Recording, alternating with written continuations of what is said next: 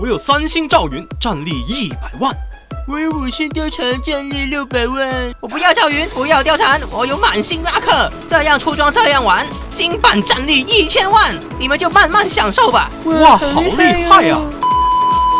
这里看到哇，3个集结，1个人进去大招了之后，直接没有事，就这么的逃脱，这就是纳克罗斯厉害。一个2技能先进场，然后先打对面2位一起打，把对面反而先切掉之后，对面开启这个大地球了，我们留招，然后躲掉，再把他碾死，做到一个双杀 double kills。这里2技能进场，先躲草丛，让他自己在这里抽蓄，然后1技能再把他人头收掉。看到反2技能打出暴击大招上去，加上制裁，把他人头就收掉。那我教大家呢不用学费，可是呢，请在下方现在点个赞哦，大家，你的小小的点赞对我来说是最大的支持，对，就是你哦，小兄弟。本节目没有人赞助播出。Hello everyone， 我是 Matt Team 的窝窝，这次带来的是纳克罗斯新版打野的实战解说。那如果还没订阅窝频道的话呢，请先订阅，要不然的话就失去一个叫你上 S 的方法。那如果你也玩过纳克罗斯，或者是玩过打野的话，请在下方点个赞。那如果你是喜欢玩其他路、其他英雄的话，也欢迎在下方留言告诉窝窝你喜欢玩什么路、什么英雄。看到上路集结一个1技能挑飞，然后大招先切反恩就对了，对面伯顿先不用管，然后直接把对面最主要的输出位收掉。刚刚说的，如果呢大家喜欢玩其他路、其他英雄的话，也欢迎在下方留言告诉窝窝你喜欢玩什么路、什么英雄，那窝会尽量出那个英雄的实战解说，或者那条路的实战解说来给你看。那这里呢，我们直接反对面的红 buff， 因为很明显的，我们自家的红 buff 可以看到吉尔呢在下路，那现在就看到了，就不见了红 buff。那我们马上第一个反应呢，不是说去回包这个奇尔，把他收下来抢回自己的红 buff， 而是呢马上去反野对面没有一个英雄是可以阻止你一个纳克罗斯去把他的这个红 buff 拿掉的。这里看到上路集结2技能尾刀这个灵鸟换取视野之后，一个挑飞开启大招，然后对面大地球，然后我们先躲掉，然后不断的搭配队友把凡恩收掉之后，就不要深追了，因为对面的企鹅赶过来，我们呢又是一个残血的状态。为什么很多小兄弟或者是一些职业联赛会很喜欢用企鹅？除了第一他打磨伤，那中路可以补，比方说飞类马洛这种英雄来打中路以外呢，他还是可以对到纳克罗斯这种英雄，即便多少段的位移只要用奇尔来开启大招，那纳克罗斯还是会被黏住。那当然奇尔也有他的这个弱项，比方说没有大招的时候根本很难去一个进场，不像纳克罗斯 CD 很短1、2技能也很大的杀伤力，1技能挑飞，然后把对面的克里希收掉之后，一个2技能，哇，完美的一个逃脱，再回手把自家的蓝 buff。这个时间点呢，我们还没有出到吸血，那现在就可以透过不断的刷起野怪，就可以呢很好的回血。那最重要的是我们的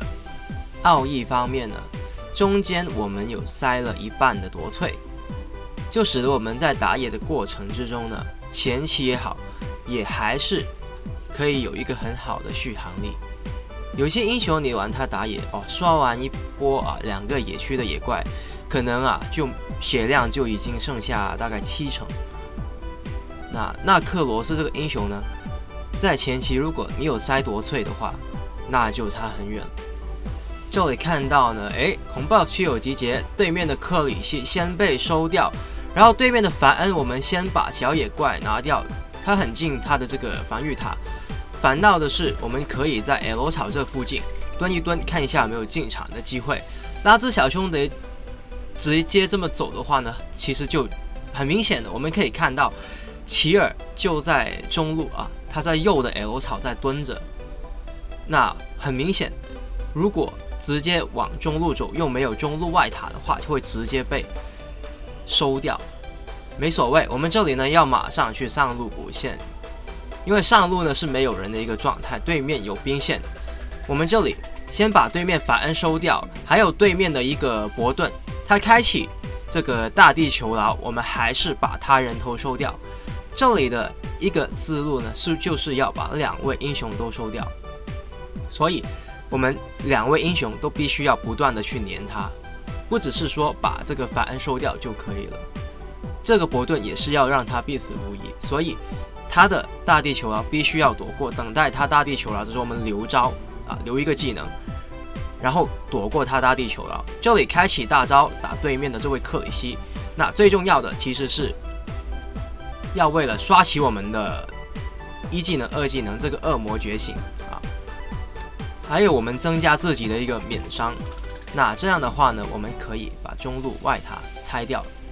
而且呢，我们可以把对面血量消耗，刚刚呢消耗只剩下4成，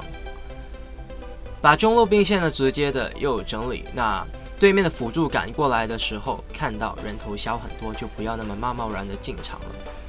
那这里呢，我们的上路依然是一个空城的一个状态。那凯撒路、中路呢，还有原本的上路射手小兄弟呢，都直接在中下路。那没办法，我们直接一个人把对面凡恩切掉，再把炮车整理，完美的这个时间点，我们的 KDA 啊，这个击杀数呢，来到了5颗人头，然后呢0次啊，死了0次，那就是没有死过的一个状态，不死的状态，然后有2位助攻。其实这个时间点，虽然大家看到，你这个纳克罗斯打野位好像很轻松、很顺风，其实大家一样的，很多场都是这样。可以看到上路的这个上面的这个总人头比啊，我们其实是很落后的一个状态。那没所谓，我们还是尽量的做好自己就好。那可以看到，现在其实经济方面的中路小兄弟，哇，有点惨了这个经济。那可是没所谓啊。我们不断的去反野，其实小野怪不要小看这个反野小野怪，必须的要去反对面的小野怪。如果你是玩到一个打野的话，不能只想着自家的一个野怪啊，对面的野怪也必须要不断的想去怎么去把那个野怪刷掉这个经济。那如果是自己经济这么低的这个状况呢，我不会走这个草丛，反而是这里一个进场。把对面的法恩收掉啊，这么逆风的一个状态，还是能够把对面的法恩收掉。为什么？因为很容易可以看到对面的克里希啊，刚刚还蹲在我们红 buff 区的草丛。那如果是这样的话呢，那就绝对可以往前把对面法恩切，再加上这2位英雄都不可以把我们纳克罗斯秒掉。这里呢，我们选择吃这个深渊魔龙克的，可惜呢，艾罗小兄弟这里往这个魔龙区这边去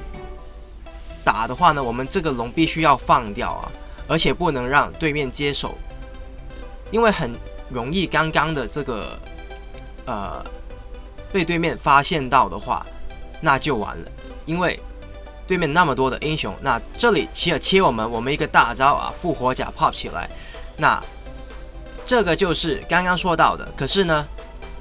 我们的齐尔啊，我们的纳克罗斯还是很容易可以应对齐尔，就是怎么做呢？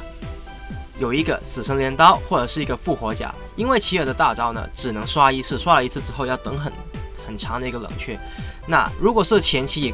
也不用怕，前期的齐尔他的这个伤害还没出来，那他追到我们到红 buff 区也没有用，因为我们的位移可以很长的一个刷起来。那比方说大家可能用到主卡有很多段的一个位移，而且不耗蓝，那可是为什么他的进场就没有那么的鬼神呢，就是因为这个位移的距离问题。那这里我们队已经掉了太多颗人头，所以对面企鹅真的时间点很肥，一个大招呢，我们就他可以无解的越塔。全队掉了32颗人头，我们这样的就线上的唯一1颗人头。那尽量做好自己就好，没所谓的。感谢大家收看，我是 Matt Team 的我，这把带来的是新版的那克罗斯达也是让你说。感谢大家收看，喜欢的话别忘了订阅、点赞还有分享哦。感谢大家，我们下次再见。